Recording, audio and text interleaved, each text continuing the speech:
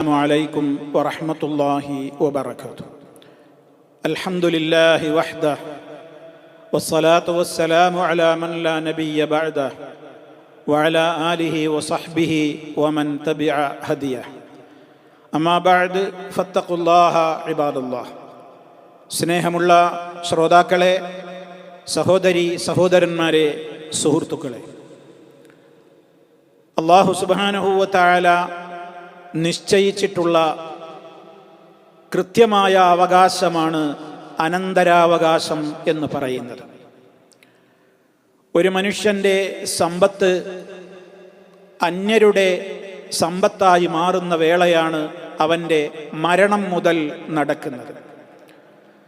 അതുകൊണ്ടാണ് മരണത്തിൻ്റെ സമയം വരെ കാത്തു നിൽക്കാതെ സദഖകളൊക്കെ ആരോഗ്യവും സ്വത്തിനോട് വലിയ ആർത്തിയും താല്പര്യവുമൊക്കെയുള്ള കാലത്ത് നിർവഹിക്കണം എന്ന് ഇസ്ലാം പഠിപ്പിച്ചത്.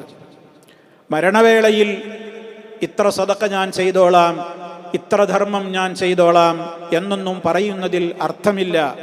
കാരണം അതൊക്കെ അന്യരുടെ മുതലായി പോയി എന്ന് ഗൗരവത്തോടെ ഓർമ്മപ്പെടുത്തിയിട്ടുണ്ട്. അപ്പം അതുകൊണ്ട് തന്നെ സഹോദരങ്ങളെ, നമ്മുടെ അനന്തരം എന്ന് പറയുന്ന നമ്മുടെ മരണാനന്തരമുള്ള സ്വത്ത് അത് ഇസ്ലാം കൃത്യമായി ആർക്കൊക്കെയാണ് നൽകേണ്ടത് എന്ന അവകാശം സൂറത്തുൻ നിസായിലെ ധാരാളം ആയത്തുകളിലൂടെ വിശദമായി തന്നെ നമുക്ക് പഠിപ്പിച്ചു തന്നിട്ടുണ്ട്. അങ്ങനെ ഒരാളുടെ മരണത്തോടുകൂടി ബാക്കിയാകുന്ന സ്വത്തിനാണ് തരിക്കത്ത് എന്ന് അറബി സാങ്കേതിക പ്രയോഗത്തിൽ പറയുക. അത് വിശുദ്ധ ഖുർആനിന്റെ പ്രയോഗത്തിൽ നിന്ന് വന്നത് തന്നെയാണ്. ലിർരിജാലി നസീബും മിമ്മാ തറക്കൽ വാലിദാനി വൽ അഖറബൂന വലിന്നിസാഇ നസീബം മിമ്മാ തറക്കൽ വാലിദാനി വൽ അഖറബൂന മിമ്മാ ഖല്ല മിൻഹു ഔ കസുറ നസീബം മഫറൂദ എന്ന് ഖുർആൻ പറയുന്നുണ്ട്. പുരുഷനാവട്ടെ സ്ത്രീയാവട്ടെ അവർക്ക് മറ്റുള്ളവർ വിട്ടേച്ചു പോകുന്ന സമ്പത്ത്, അതാണ് തരിക്കത്ത് എന്നുള്ളത് കൊണ്ട് ഉദ്ദേശിക്കപ്പെടുന്നത്. ഞാനിവിടെ പറയാൻ ഉദ്ദേശിക്കുന്ന ഒരു കാര്യം, ഇത്രത്തോളം പ്രാധാന്യമർഹിക്കുന്ന ഒരു അവകാശമാണത്, മറ്റുള്ളവരുടെ ഹക്കാണത്. ഞാൻ മരിച്ചു കഴിഞ്ഞാൽ എനിക്ക് സമ്പത്തുണ്ടെങ്കിൽ അത് എത്ര കൂടുതലാവട്ടെ കുറവാകട്ടെ, എൻ്റെ മരണാനന്തരം എൻ്റേതായ അവകാശികൾക്ക് കിട്ടേണ്ടുന്ന ഹക്കാണത്.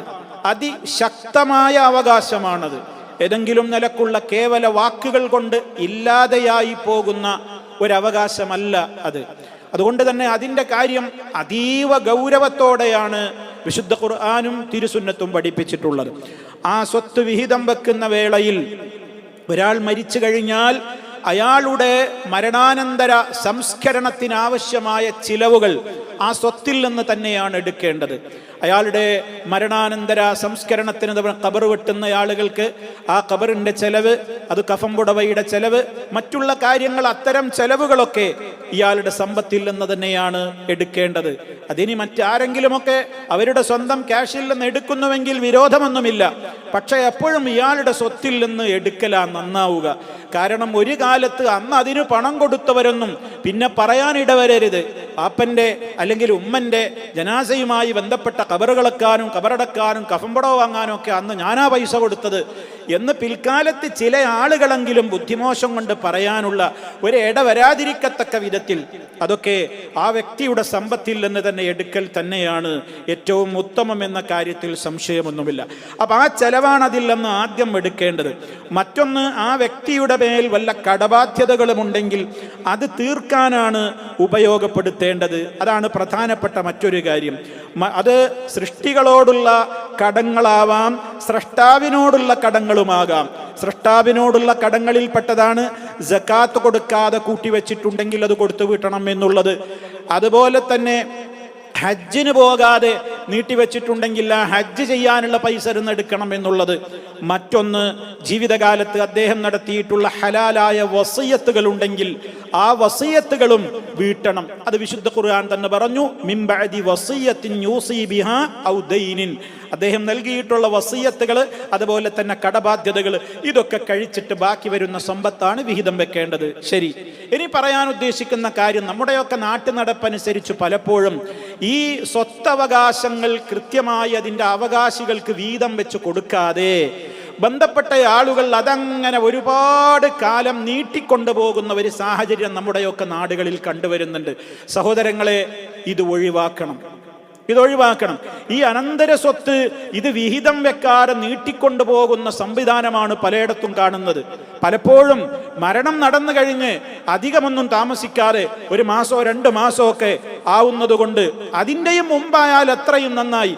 എത്രയും വേഗം ഓരോരുത്തർക്കും കിട്ടേണ്ട അവകാശങ്ങൾ എന്താണോ അതങ്ങ് കൊടുത്തു വീട്ടലാണ് സഹോദരന്മാരെ വേണ്ടത്. പലപ്പോഴും ആ മേഖലയിൽ എന്തു ചെയ്യും? വർഷങ്ങളോളം, പലപ്പോഴും നമുക്കൊക്കെ പരിചയം ഉണ്ടാകും. ഈ സംസാരിക്കുന്ന എനിക്കറിയാം, പലരെയും അറിയാം. ഇത് കേൾക്കുന്ന പലർക്കും ഇപ്പോൾ ഓർമ്മ വരുന്നുണ്ടാകും. നമ്മുടെയൊക്കെ പരിചയത്തിലും അതുപോലെ തന്നെ ചുറ്റുഭാഗത്തുമൊക്കെ ബാപ്പ മരിച്ചിട്ട്, ഉമ്മ മരിച്ചിട്ട്, അല്ലെങ്കിൽ ഭർത്താവ് മരിച്ചിട്ട്, അല്ലെങ്കിൽ ഭാര്യ മരിച്ചിട്ട്, അല്ലെങ്കിൽ ആരാണോ മരണപ്പെട്ടത് വർഷങ്ങളോളമായിട്ട് ഒരുപാട് സമ്പത്തുണ്ട്, ഇനി കുറവായിരിക്കാം കൂടുതലായിരിക്കാം, ഇതുവരെ വിഹിതം വെച്ചിട്ടില്ല. പലപ്പോഴും അതിന് എല്ലാവർക്കും ഉള്ളിലടക്കം പറയുന്നുണ്ട്, എന്താ വിഹിതം വെക്കാത്തത്? എല്ലാവർക്കും ഉണ്ട്, കിട്ടിയാൽ തിരക്കിടില്ല.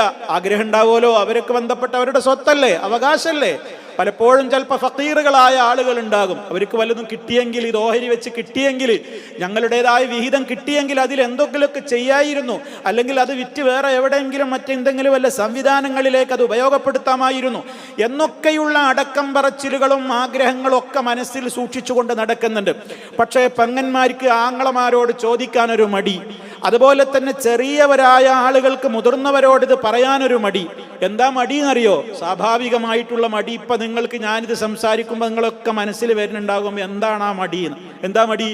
മുതൽ ചോദിച്ചാൽ പറയും, കണ്ടോ ഓൻ്റെ ഒരു ആർത്തിയുണ്ടില്ലേ, എന്താ ഓൻ്റെ ആർത്തിയുണ്ടില്ലേ, പാപ്പ മരിച്ചിട്ട് ഇത്ര ഈസായിട്ടുള്ളൂ, ഉമ്മ മരിച്ചിട്ട് ഇത്ര ഈസായിട്ടുള്ളൂ, എനിക്കിപ്പോ മുതലിപ്പൊ തന്നെ വേണത്രേ, എന്താ മുതലിന്റെ ഒരു ആർത്തി കണ്ടില്ലേ എന്ന് ഇത് ചോദിക്കാൻ വരുന്നവനോട് മറ്റുള്ളവർ പറയും എന്ന ലജ്ജ കാരണത്താൽ ആത്മാർത്ഥമായി തന്നെ അത് ചോദിക്കാൻ ആഗ്രഹം ഉള്ളിൽ ഒതുക്കി നടക്കുന്ന എത്രയോ അവകാശികൾ ജീവിച്ചിരിപ്പുണ്ട്. പക്ഷെ അവർ ചോദിക്കൂല. പലപ്പോഴും മറ്റുള്ളവർ പറയും, ബന്ധപ്പെട്ടവർ പറയും, അങ്ങനെ ഉണ്ടെങ്കിൽ എൻ്റെ പങ്ങന്മാർക്ക് എന്താ എന്നോടാണ് ചോദിച്ചൂടെ? ചോദിക്കൂല. എന്തിനാ ചോദിക്കാൻ കാത്തു നിൽക്കുന്നത്? എന്തിനാ അതിന് സമയം നീട്ടുന്നത്? സമയമായി മരണം നടന്നു കഴിഞ്ഞാൽ അത് മറ്റുള്ളവന്റെ അവകാശമാണ്. അത് എത്രയും വേഗം കൊടുത്തു വീട്ടുന്നോ അത്രയും നല്ലതാണ്. അതിങ്ങനെ ഇട്ട് നീട്ടിവെച്ച് ഇവൻ ഒറ്റക്ക് ഇങ്ങനെ കൈകാര്യം ചെയ്യുക. ഇനി അതല്ല, എല്ലാവരും കൂടെ സംതൃപ്തമായിട്ടൊരു തീരുമാനത്തിൽ എത്തിയിരിക്കുകയാണ്. ഈ പൊതുസ്വത്തായിട്ട് അവിടെ നിൽക്കട്ടെ, ഒരാൾ അതുകൊണ്ട് ക്രയവിക്രയങ്ങളൊക്കെ നടത്തിക്കോട്ടെ, നമുക്കത് മൊത്തമായിട്ട് ഇങ്ങനെ ആ വിധത്തിൽ കുറച്ച് വീതം വെക്കുമ്പോഴുള്ള അതിൻ്റെ വരുമാനങ്ങളൊക്കെ നമുക്ക് ഈ വിധത്തിലൊക്കെ ഭാഗിച്ചെടുക്കാം എന്ന് അവർ പരസ്പരം ഒരു ധാരണയിലൊക്കെ എത്തി വിഹിതമൊക്കെ നൽകുന്നുണ്ടെങ്കിലൊക്കെ കുഴപ്പമൊന്നുമില്ല. പക്ഷേ ഇന്ന് അതല്ല നടക്കുന്നത്. അത് ഒരുത്തനങ്ങനെ കൈകാര്യം ചെയ്ത് അങ്ങനെ പോവും. മറ്റുള്ളവരത് ചോദിക്കാൻ പോകില്ല, വർഷങ്ങളോളം അങ്ങനെ കിടക്കും. മറ്റാരെങ്കിലും ചോദിച്ചാൽ പറയും, ഞാൻ എങ്ങനെ ഇപ്പം അത് ചോദിക്കുക, ഞാൻ ചോദിച്ചപ്പോൾ എനിക്ക് മുതലിനോട് ആർത്തിയാന്ന് പറയൂലേ എന്നൊക്കെ പറഞ്ഞിട്ട് ഇങ്ങനെ അടക്കം പറയാണ് പല സാധുക്കളും. അത് പറ്റില്ല എന്നാണ് ഓർമ്മപ്പെടുത്തുന്നത്. അത് വിഹിതം വെച്ച് കൊടുക്കണം. ഇതിന്റെ ഗൗരവം മനസ്സിലാക്കണം നമ്മൾ. ഇത് ശരിക്കും നബി സല്ലല്ലാഹു അലൈഹി വസല്ലമ പറഞ്ഞ 2 കാര്യങ്ങളോട് ഇതിൽ സാദൃശ്യം വരുന്നുണ്ട്, നമ്മൾ മനസ്സിലാക്കണം. ഒന്ന്, അവിടുന്ന് പറഞ്ഞു എന്ത്? മത്തുലുൽ ഗനിയ്യി ളുൽമുൻ. ശരിക്കും പഠിച്ചു മനസ്സിലാക്കി വെക്കണം. ഒരു സമ്പന്നനായ ആള്, അഥവാ മത്തുലുൽ ഗനിയ്യ് എന്ന് പറഞ്ഞാൽ, ഞാൻ ഒരാളെ അടുത്ത് കാശ് കടം വാങ്ങിയിട്ട് ഞാൻ അയാളോട് പറഞ്ഞു, ഞാൻ 1-ാം തീയതി ഇത്ര തിരിച്ചു തരുമെന്ന്. അങ്ങനെ 1-ാം തീയതി തിരിച്ചു തരാൻ എൻ്റെ കയ്യിൽ ക്യാഷ് ഉണ്ട്, എന്നിട്ടും ഞാൻ അതിങ്ങനെ തരാതെ ഇങ്ങനെ നീട്ടിക്കൊണ്ടുപോകുക. അതിനാണ് മത്തുല് എന്ന് പറയുക. സ്വീപ്പാക്കുക എന്ന് പറയും നമ്മളെ മലയാളത്തിൽ. സ്വീപ്പാക്കുക, തരാതെ അങ്ങനെ ഇട്ട് സ്വീപ്പാക്കുക, അങ്ങനെ കബളിപ്പിക്കുക. അത് ളുൽമാണ്, അത് അക്രമമാണ്. അത് പരലോകത്ത് വമ്പിച്ച അക്രമികൾക്ക് ലഭിക്കുന്ന ശിക്ഷക്ക് കാരണമായി തീരും. അതുകൊണ്ട് കഴിവുണ്ടായിട്ടും കൊടുത്തു വീട്ടാൻ കഴിവുണ്ടായിട്ടും സമയവും സൗകര്യവും ഉണ്ടായിട്ടും അത് ചെയ്യാതെ നീട്ടി ഇങ്ങനെ ആരാന്റെ അവകാശം നീട്ടിക്കൊണ്ടുപോകലാണ് മത്തുല്. അത് ളുൽമാണ് നബി സല്ലല്ലാഹു അലൈഹി വസല്ലം പറഞ്ഞത്.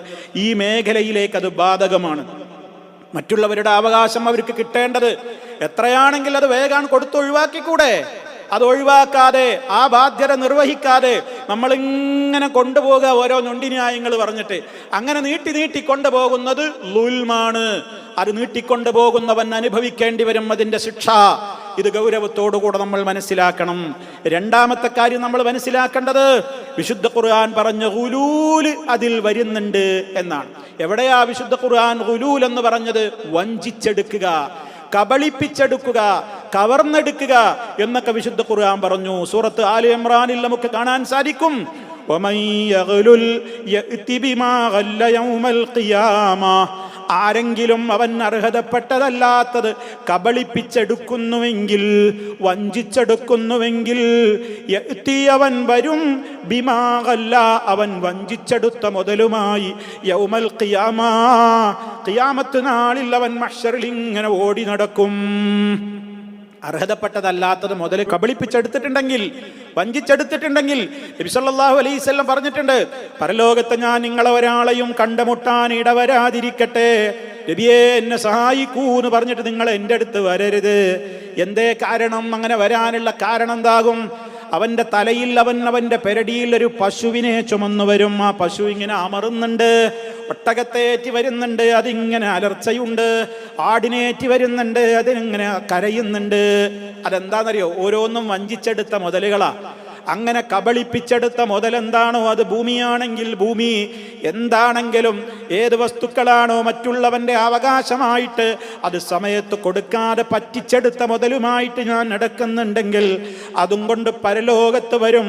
അവിടെ നിങ്ങൾ എന്നോട് വന്നിട്ട് കരഞ്ഞിട്ട് കാര്യമുണ്ടാകൂല, നിങ്ങൾ ശ്രദ്ധിക്കണേ എന്ന് നബി സല്ലല്ലാഹു അലൈഹി വസല്ലമ മുന്നറിയിപ്പ് കൊടുത്ത വഞ്ചിച്ചെടുക്കല്ലെന്ന് പറയുന്നതിൽ ഇതും പെടുന്നു. അതുകൊണ്ട് എന്താണെന്നറിയോ? ഇതൊക്കെ വളരെ ഗൗരവത്തോടുകൂടെ ആലോചിക്കണം. ഇനിയെങ്കിലും എൻ്റെ ശബ്ദം ശ്രവിക്കുന്ന ആരെങ്കിലും മരണപ്പെട്ട ആളുകളുടെ സ്വത്ത് അത് എത്ര കൂടുതലാവട്ടെ കുറവാകട്ടെ ഓഹരി വെക്കാതെ കിടക്കുന്നുണ്ടോ, എത്രയും പെട്ടെന്ന് ഓഹരി വെച്ച് അർഹതപ്പെട്ടവർക്ക് വീതം വെച്ചാണ് കൊടുക്കുക. ഓരോരുത്തർക്കും അവരുടെ വീതാൻ കിട്ടട്ടെ. അവർക്ക് സ്വാതന്ത്ര്യം കിട്ടിയ അവർക്ക് പിന്നെ വേണ്ടത് ചെയ്യാലോ. ഇതിങ്ങനെ കയ്യിൽ വെച്ച് എത്ര കൊല്ലാണ് ഈ നടക്കുന്നത്?